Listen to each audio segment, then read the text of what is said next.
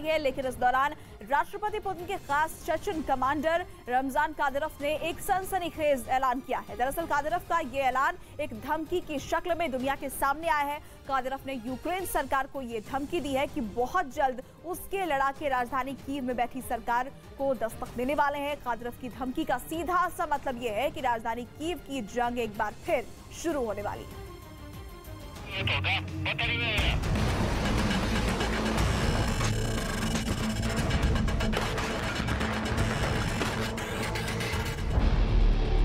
Donetsk में चल रही भीषण जंग। ओलेनिव्का जेल हमले का विवाद गहराया।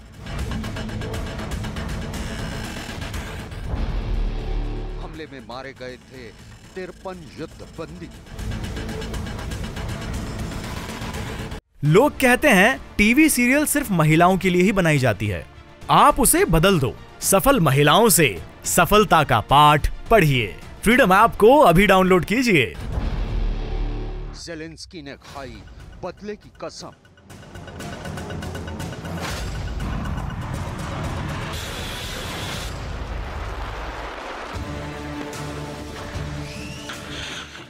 रूस और यूक्रेन के बीच पिछले 5 महीने से भीषण जंग जारी है और इन 5 महीनों के दौरान यूक्रेन में कुछ भी नहीं बदला है। यूक्रेन के अलग अलग शहर आग उगलती मिसाइलों और गोलाबारी के धमाकों से गूंज रहे हैं। चारों तरफ तबाही और बर्बादी का मंजर नजर आ रहा है। यूक्रेन के दोनेत्स्क प्रांत रूस की सेना के हमले बदस्तूर जारी है, लेकिन इस दौरान 29 जुलाई को दोनेत्स्क प्रांत की ओलेनिव्का जेल पर एक ऐसा हमला हुआ जिसने हर किसी को थर्रा दिया। दरअसल जिस वक्त ओलेनिव्का जेल पर यह हमला हुआ उस वक्त उसमें अज़ोव बटालियन के सैकड़ों युद्धबंदी मौजूद थे। इन सैनिकों ने मई 2022 में रूस की सेना के सामने सरेंडर किया था। रूस के मुताबिक इस हमले में 53 युद्धबंदी मारे गए और 75 गंभीर रूप से जख्मी हो गए। हमले के वक्त ओलेनिव्का जेल में 200 युद्धबंदी मौजूद थे। इससे पहले हम आपको इस हमले पर उठे विवाद के बारे में बताएं। आपको ओलेनिव्का जेल पर हुए हमले के बाद की तस्वीरें दिखाती हैं। ये तमाम लाशें उन युद्धबंदियों की हैं जो इस हमले में मारे गए। बेंच पर रखे ये टुकड़े उस मिसाइल के हैं जिसके धमाके से ओलेनिव्का जेल में तबाही मची। ये ओलेनिव्का जेल का वो हिस्सा है जहां धमाका हुआ था। इस कमरे की हालत देखकर आप अंदाजा लगा सकते हैं कि मिसाइल ब्लास्ट के बाद यहाँ कितनी तबाही मची होगी। धमाका इतना जबरदस्त था कि यहाँ कैद युद्धबंदियों को भागने तक का मौका नहीं मिला। आइए अब आपको ओलेनिव्का जेल की सैटेलाइट तस्वीरें दिखाते हैं। ये तस्वीरें जेल पर हुए हमले से पहले की हैं और हमले के बाद यहाँ कैसी तबाही हुई वो तस्वीरें तो आप पहले ही देख चुके हैं।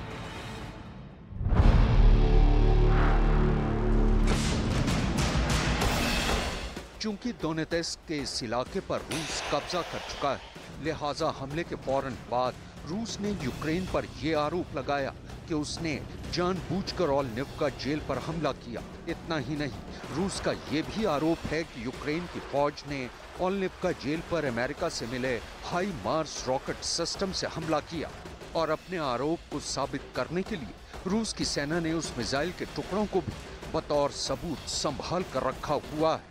В результате намеренного ракетного удара 29 июля из американской системы залпового огня «Хаймерс» по следственному изолятору в районе населенного пункта Еленовка киевским режимом убита и покалечена большая часть из находившихся там 193 военнопленных украинцев. По уточненным на утро 30 июля данным, в результате ракетного удара погибли 50 украинцев. Останки 48 военнопленных украинцев были обнаружены. ये तो था सिक्के का एक पहलू। आइए अब आपको सिक्के के दूसरे पहलू से भी रूबरू कराए देते हैं।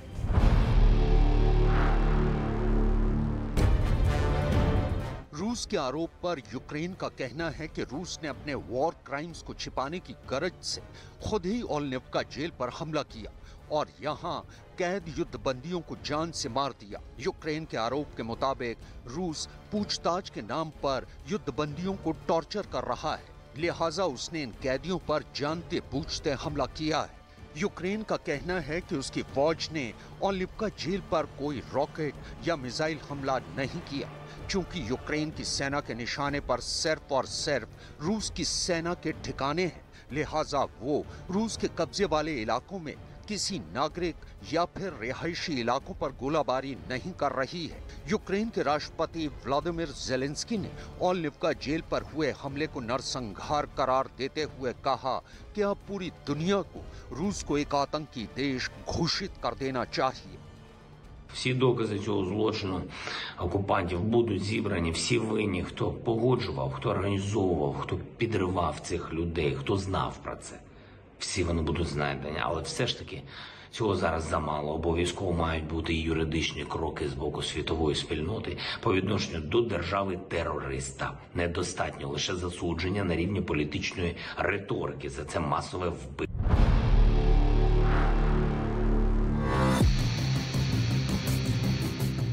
दरअसल रूस और यूक्रेन के बीच ओलिवका जेल पर हुए हमले का विवाद इतना गर्मा चुका है कि रूस ने इस हमले की जांच के लिए संयुक्त राष्ट्र और रेड क्रॉस को आमंत्रण दिया है। संयुक्त राष्ट्र के मुताबिक संयुक्त राष्ट्र की एक टीम ओलिवका जेल पर हुए हमले की जांच के लिए तैयार है और वो दोनेत्स्क जाकर इस हमले की रिपोर्ट तैयार कर उसे सौंपेगी।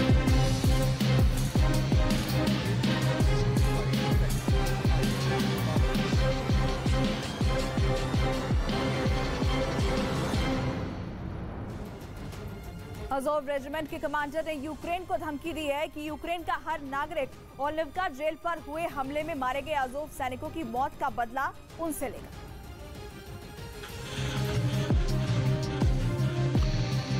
लेकिन इस बीच ओलिवका जेल में मारे गए अज़ोव रेजिमेंट के युद्ध बंदियों के कमांडर ने एक सनसनीखेज ऐलान कर डाला।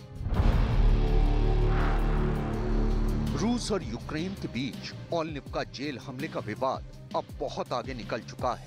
इतना आगे कि इस हमले में मारे गए अज़ोव रेजिमेंट के कमांडर ने इस हमले के लिए जिम्मेदार लोगों को ढूंढकर उनके किए की सजा देकर उन्हें अंजाम तक पहुंचाने की कसम खाई है। Ми знайдемо їх, де б вони не перебували, на окупованих територіях України, в Росії чи в третіх країнах. Україна як держава забезпечить справедливе покарання.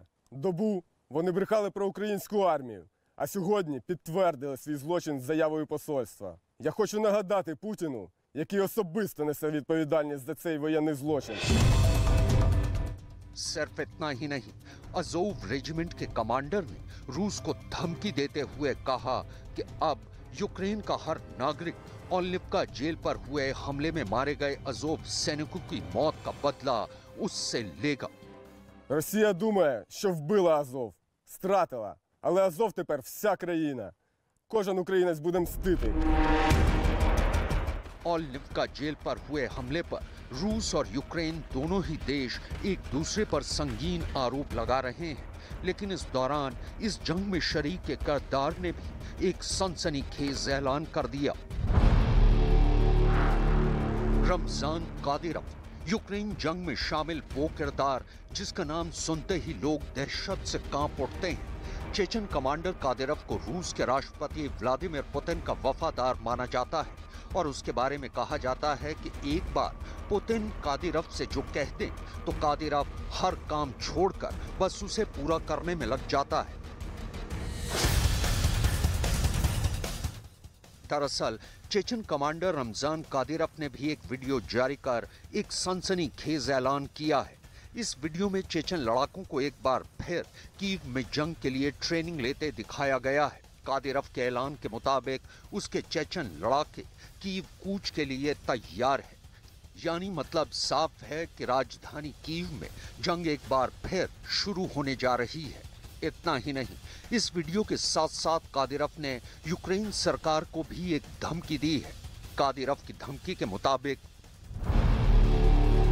अपने सुनहरे दफ्तरों की गर्म कुर्सियों पर बैठे कीव के कुलीन वर्ग को पता होना चाहिए कि योद्धा जल्द ही उनके दरवाजे पर दस्तक देंगे, जिनके दिल आपके आपराधिक आदेशों के कारण गुस्से से भरे हुए हैं। 8 साल से आप जो कर रहे हैं उसका परिणाम भुगतने के लिए तैयार रहें। इस बारे में आप कोई शक नहीं कर सकते। यही नहीं, कादिरोव ने यह भी कहा है कि चेचन लड़ाके रूस के राष्ट्रपति व्लादिमीर पुतिन के आदेश के बाद यूक्रेन के किसी भी हिस्से में जंग लड़ने के लिए तैयार है। उनके फरमान के मुताबिक उनको परिणाम मिलेगा और इसको कोई भी नहीं बदल सकता। हम रूस के साथ हैं। कादिरोव के इस ऐलान का एक ही मतलब निकलता है और वो ये कि यूक्रेन में जंग अब और भी भीषण होने वाली है। दोनेत्स्क में चल रही जंग के बीच यूक्रेन के राष्ट्रपति व्लादिमीर ज़ेलेंस्की ने वहां रह रहे यूक्रेन के नागरिकों से एक अपील की है।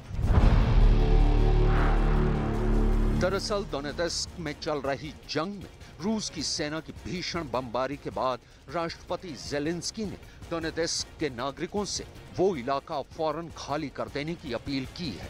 Урядове рішення про обов'язкову евакуацію з Донецької області є.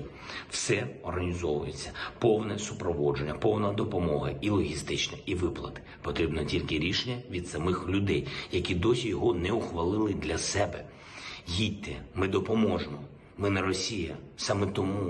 Саме тому для нас кожне життя має значення, і ми будемо використовувати усі доступні можливості, щоб врятувати якнайбільше життів і щоб по максимуму.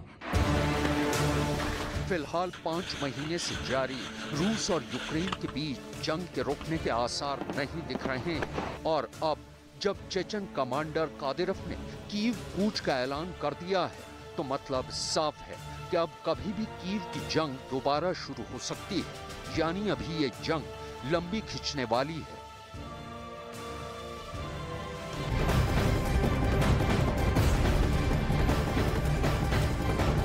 इस वक्त की बड़ी खबर आपको बता दें, संजय राउत की आज कोर्ट में पेशी होगी। संजय राउत जो कि इस वक्त ईडी की गिरफ्त में है, 11:30 बजे संजय राउत को कोर्ट में पेश किया जाएगा। पीएमएलए कोर्ट में संजय राउत की पेशी होगी और आपको बता दें कि कल दिन भर चले पूछताछ के बाद देर रात संजय राउत को ईडी ने गिरफ्तार किया था। आज ईडी की कोशिश ये रहेगी कि उन्हें रिमांड में लिया जाए। तो 11:30 बजे पीएमएलए कोर्ट में संजय राउत को ईडी की तरफ से पेश किया जाएगा। पात्रा चावल घोटाला मामले से जुड़े मनी लॉन्ड्रिंग के इस मामले में दिन भर चले पूछताछ के बाद संजय राउत को ईडी ने कल गिरफ्तार किया। आज तक और इंडिया टीवी को पछाड़ न्यूज़ 18 इंडिया बना भारत का नंबर 1 न्यूज चैनल। देखते रहिए न्यूज़ 18 इंडिया। देश के सबसे बड़े मंच पर देश के सबसे बड़े चेहरे नितिन गडकरी, धर्मेंद्र प्रधान, स्मृति ईरानी, भूपेंद्र यादव, अनुराग सिंह ठाकुर, अश्विनी वैष्णव, गजेंद्र सिंह शेखावत, ज्योतिरादित्य सिंधिया, मनसुख मांडविया, पुष्कर सिंह धामी, मनोज सिन्हा। अमृत रत्न आजादी के 75 साल का जश्न कल दिन भर न्यूज़ 18 इंडिया पर। उससे दुगना वहां एक दिन में ही बरस गया। यही नहीं, शारजा समेत यूएई के कई शहरों में 1978 के बाद इतनी बारिश हुई। इसी वजह से कई इलाकों में लोगों को बाढ़ जैसे हालात का सामना करना पड़ा। जबकि यूएई को अपने रेगिस्तानी मौसम के साथ बहुत गर्मी और हल्की ठंड के लिए जाना जाता है। वहां आमतौर पर इतनी बारिश होती नहीं है। लेकिन इस बार आसमानी आफत को देखते हुए कई शहरों में रेड अलर्ट जारी कर दिया गया है, जिसका मतलब है कि खतरा अभी टला नहीं है। मौसम अभी और भी खतरनाक रूप ले सकता है। तेज बारिश के साथ तूफान आने की भी संभावना जताई गई है, जिससे भारी नुकसान हो सकता है। वहीं यूएई के मौसम वैज्ञानिकों के मुताबिक ग्लोबल वार्मिंग भी इस मुसीबत की एक बड़ी वजह हो सकती है, जिस कारण वहां के मौसम में इतना बड़ा बदलाव देखने को मिल रहा है। इस बीच जर्मनी के हैनोवर शहर में सार्वजनिक जगहों पर गर्म पानी की सप्लाई बंद कर दी गई। ब्रिटेन के अखबार डेली मेल ने यह दावा किया कि यह फैसला इसलिए किया गया है ताकि क्योंकि रूस से यूरोप भेजी जा रही गैस की सप्लाई में लगातार कटौती की जा रही है, जिससे जर्मनी में रिकॉर्ड ऊर्जा संकट खड़ा हो गया है। इसी संकट से निपटने के लिए जर्मनी के हैनोवर शहर में सार्वजनिक इमारतों, स्विमिंग पूल, स्पोर्ट्स हॉल और जिम में गर्म पानी की सप्लाई नहीं करने का फैसला लिया गया। बिजली बचाने के लिए सार्वजनिक फव्वारे भी बंद किए जा रहे हैं। टाउन हॉल और म्यूजियम जैसी इमारतों पर भी रात के समय लाइट नहीं जलाई जाएगी। मतलब ये कि सर्दियों से पहले ही जर्मनी ठिठुरने लगा है। हालांकि इस वक्त जर्मनी में भीषण गर्मी पड़ रही है, लेकिन आने वाली ठंड से बचने के लिए उसने उपाय ढूंढने शुरू कर दिए हैं, क्योंकि जर्मनी ये समझ चुका है कि उसे रूस से अब ज्यादा दिनों तक गैस नहीं मिलने वाली और इसी वजह से वो घबराया हुआ है। रूस से गैस नहीं मिलने की हालत में उसकी अर्थव्यवस्था चौपट हो जाएगी। और सर्दियों में जर्मनी के जमने का खतरा भी बढ़ जाएगा।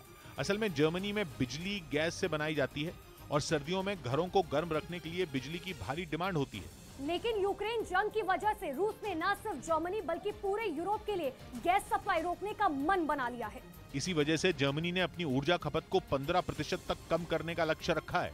इसके तहत सार्वजनिक इमारतों को हर साल अप्रैल से सितंबर के अंत तक गर्म नहीं किया जाएगा, जबकि बाकी के महीनों के लिए कमरे का तापमान 20 डिग्री सेल्सियस तक सीमित रहेगा। यहाँ तक कि हैनोवर शहर में सर्दियां आने तक पोर्टेबल एयर कंडीशनर और हीटर जलाने पर भी पाबंदी लगा दी गई है।